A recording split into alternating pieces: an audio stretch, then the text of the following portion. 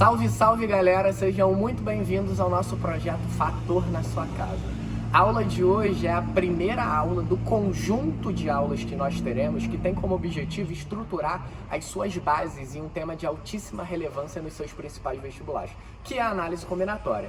Então, para que a gente consiga ter uma qualidade de se desenvolver com bastante segurança em análise combinatória, é preciso que a gente aprimore e entenda o princípio fundamental da contagem. Então, o objetivo da aula de hoje é que você entenda todos os aspectos relevantes de PFC. Prepara o papel e a caneta aí, bora pra...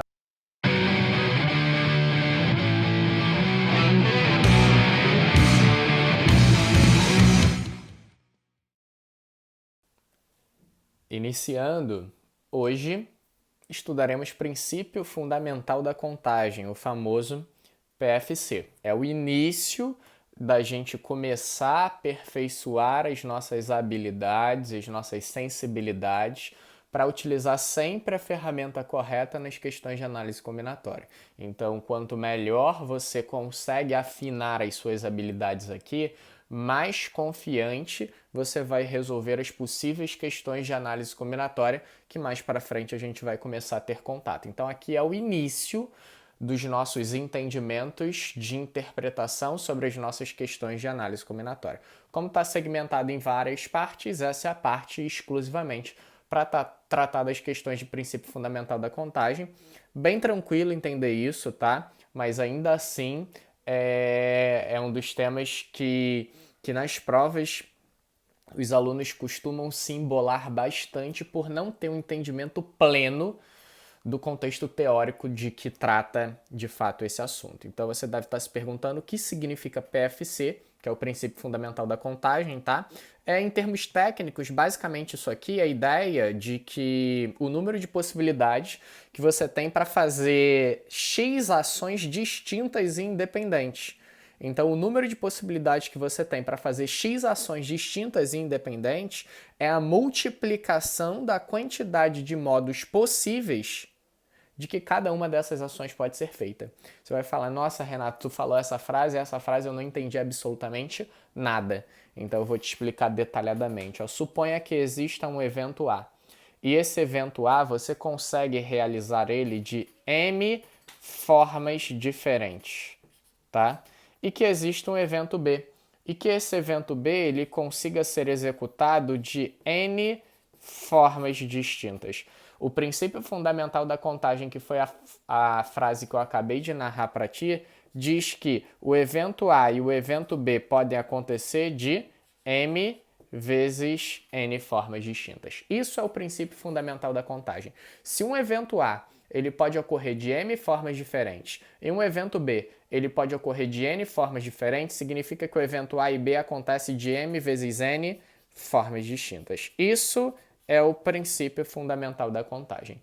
Que tu, inclusive, estudava isso no sexto ano, né? Mas você não sabia que estava estudando o princípio fundamental da contagem já no sexto ano. Você vai falar, Renato, como assim estudando o princípio fundamental da contagem no sexto ano? Essa é a ideia que você tinha para resolver aqueles clássicos problemas que você encontrava no sexto ano, que era assim, ó. Uma pessoa tem 3 tipos de calça diferentes. Ela tem 4 tipos de tênis diferentes. E ela possui 2 modelos de camisas distintos. Aí a questão perguntava qual a quantidade de formas distintas que você pode combinar uma calça, um tênis e uma camisa. Então ele quer que você utilize uma calça, um tênis e uma camisa. Então de quantas formas você pode combinar uma calça, você pode combinar um tênis e você pode combinar uma camisa. Lá quando você estudava isso, a sua professora te ensinava assim, né?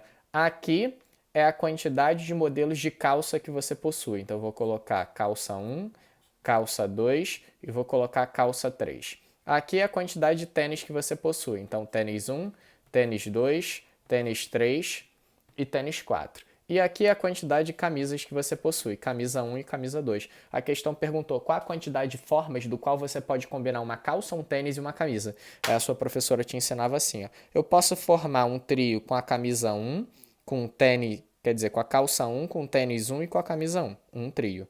Mas eu posso formar com a calça 1 com tênis 2 e com a camisa 2. Mas eu posso formar com a calça 1 com tênis 3 e com a camisa 2. Mas eu posso formar com a calça 1 com tênis 2 e com a camisa 1. Posso formar com a calça 3 com tênis 4 e com a camisa 2. Posso formar com a calça 3 com tênis 3 e com a camisa... E tu fazia absolutamente todas as contagens possíveis.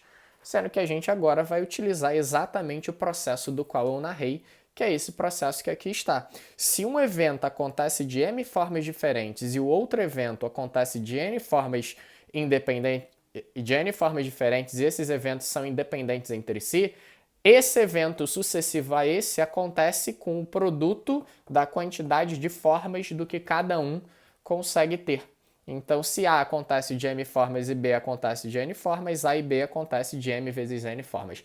Isso é a definição clássica de princípio fundamental da contagem e é ela que vai permear todas as nossas soluções de questões de princípio fundamental da contagem.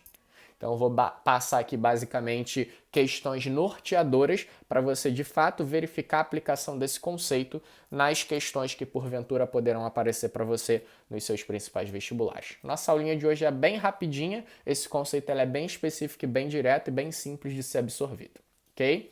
Então, aqui o primeiro exemplo, eu tinha quantos modelos de calça eu tenho disponíveis? 3.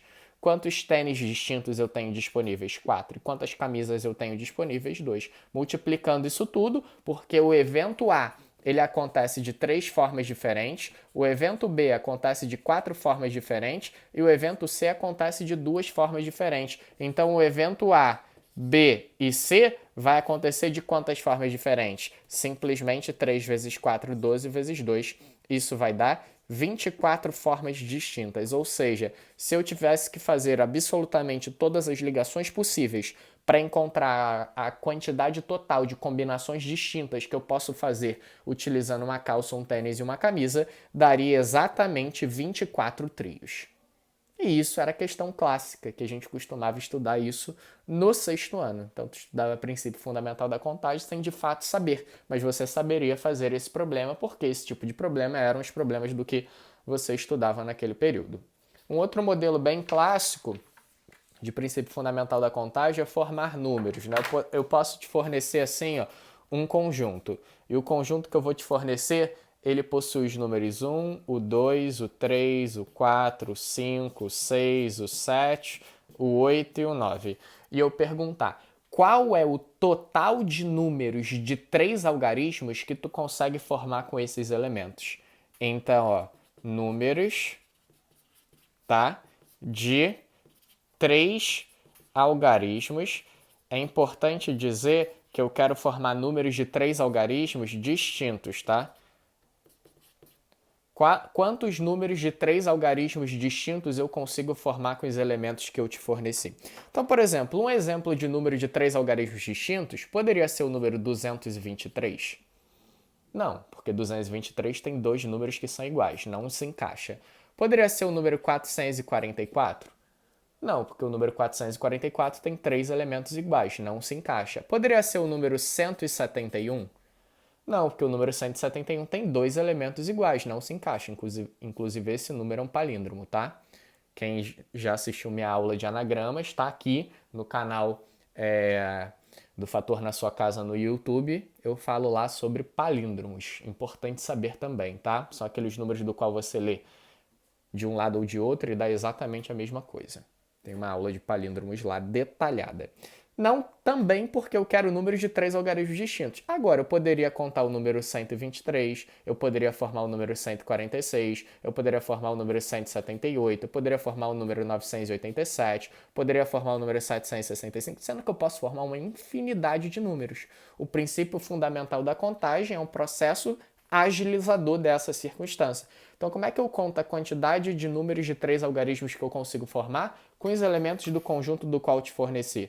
Então, ó, 1, 2, 3. Aí eu vou olhar quantos elementos eu tenho para cá. Tu concorda que para cá eu conseguiria colocar qualquer um dos elementos que aqui estão? Então aqui eu tenho 9 possibilidades. É como se eu tivesse a quantidade de formas do conjunto A. Eu posso fazer isso de 9 formas diferentes, sendo que tem um detalhe. Eu quero números de 3 algarismos que sejam distintos. Então, suponha que aqui eu tenha colocado o número 3 e o número está iniciando sempre 300 e alguma coisa. Como eu quero números distintos, aqui eu não posso colocar o 3 novamente. Então, eu não tenho para o evento B mais 9 possibilidades. Eu só tenho 8 possibilidades, porque eu não posso colocar o 3, que eu já coloquei o 3 aqui. Então, 8 possibilidades. E para o outro, eu não tenho mais 8 possibilidades, porque suponha que eu já usei o 6. Se eu contar aqui, eu só tenho agora 7 possibilidades. Então o evento A ele tem 9 formas de acontecer, o evento B ele tem 8 formas distintas para acontecer, o evento C ele tem 7 formas distintas para acontecer. Então o evento ABC ele tem 9 vezes 8 vezes 7 formas distintas de acontecer. Aí basta você multiplicar o 9 vezes 8, 72, multiplicando pelo 7, isso dá 504 números distintos de 3 algarismos diferentes que você consegue formar com os elementos do conjunto do qual eu te fornecer. Então, se eu contar o 123, o 146, o 178, o 987, 775, o 134, 145, o 165, o 432, o 320, isso tudo vai dar um total de 504 números de 3 algarismos formados por elementos que são distintos. Pegou a ideia? Aí você fala, Renato, e se eu não quiser contar números que tenham 300, que tenham 3 algarismos distintos? Como tu poderia resolver?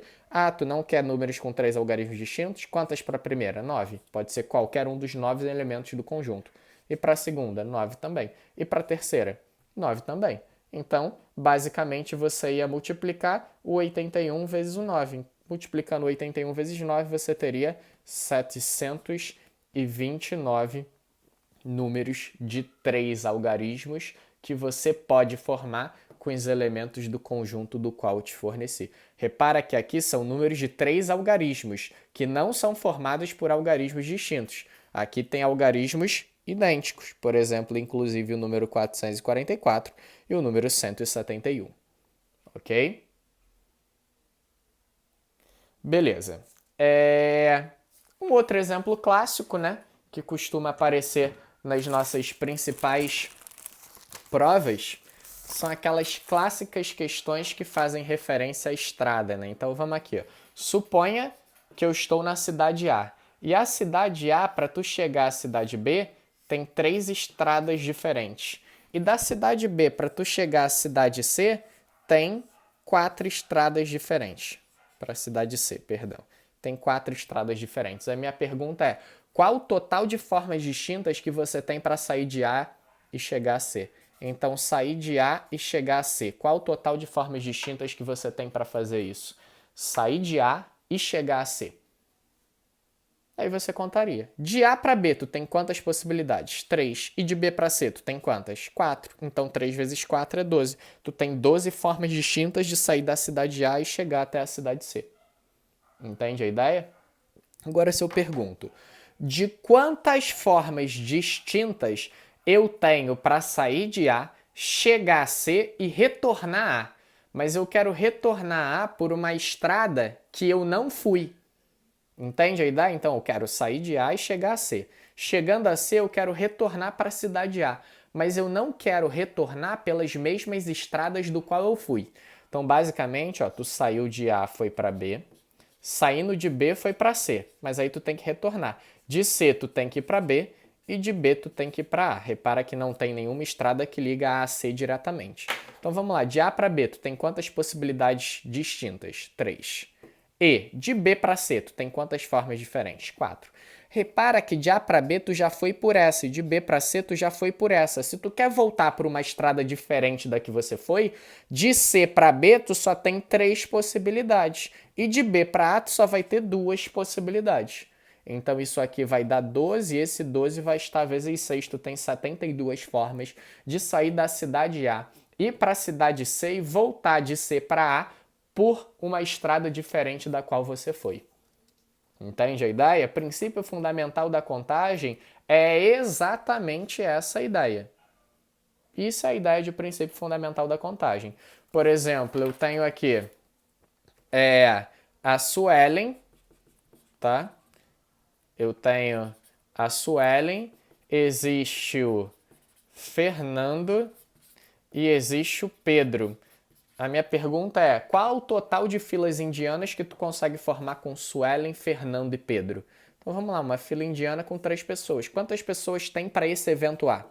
Tem 3, pode ser qualquer uma delas. Quantas pessoas tem para o evento B? Tu não pode colocar a Suelen aqui e aqui. Se ela já está aqui, ela não está mais aqui. Então tu não pode usar mais a Suelen. Só tem 2 possibilidades. E para o evento C? Se tu já usou algum dos dois, só sobrou um para cá. Então o total de filas indianas que tu pode formar com a Suelen, o Fernando e o Pedro são 3 vezes 2 vezes 1, que são 6. 6 é uma quantidade de elementos muito pequena. Então, inclusive, eu posso te falar quais são todas as 6 possibilidades de você ter essas pessoas em fila indiana. Tu pode ter a Suelen, o Fernando e o Pedro. Tu pode ter a Suelen, o Pedro e o Fernando. Tu pode ter o Pedro, o Fernando e a Suelen. O Pedro, a Suelen e o Fernando. Tu pode ter o Fernando, o Pedro e a Suelen. Ou o Fernando, a Suelen e o Pedro. As 6 que tu contou estão aqui. Agora eu poderia fazer qual o total de filas indianas que você pode formar de modo que o primeiro da fila seja sempre mulher. Então aqui tem que ser a Suelen. Se tem que ser a Suelen, só tem uma possibilidade. Então o que vai mudar aqui eram 3 pessoas. Tu já colocou uma aqui. Para o evento B pode ser Pedro ou Fernando, que são 2 possibilidades. Como tu já usou as 2, só sobrou uma. Então existem 2 filas indianas, tal qual o primeiro da fila seja mulher. Quais são as filas indianas? Suelen, Fernando e Pedro. Suelen, Pedro e Fernando. Tá aqui as 2 contadas. Então, o princípio fundamental da contagem tem essa essência. Qual é a definição clássica para que você consiga se desenvolver com tranquilidade nas questões de PFC? Se um evento acontece de M formas diferentes e um outro evento acontece de N formas diferentes, esses 2 eventos sucessivos acontecerão do produto de cada uma dessas formas. Então, basicamente, é aquilo que eu falei. É a ideia de que o número de possibilidades de fazer X ações distintas e independentes é a multiplicação da quantidade de modos possíveis de que cada uma pode ser feita. Então, se aqui pode ser feita de M formas e aqui de N formas, as 2 sucessivas acontecem de M vezes N formas. Beleza? Essa foi a nossa aula de princípio fundamental da contagem, um tema muitíssimo importante para o nosso prosseguimento em análise combinatória. É importante que você tenha dominado todas essas diretrizes e pescado a sensibilidade de quando eu devo usar PFC no processo resolutivo de questões, ok? Ao fim desse vídeo, não deixa de dar o like, tá? Compartilhar com seus amigos que precisam se desenvolver em análise combinatória ou que vai prestar vestibular. Se tu não segue o canal do Sistema Fator no YouTube, passe a seguir. Muito obrigado e até. Tchau, tchau.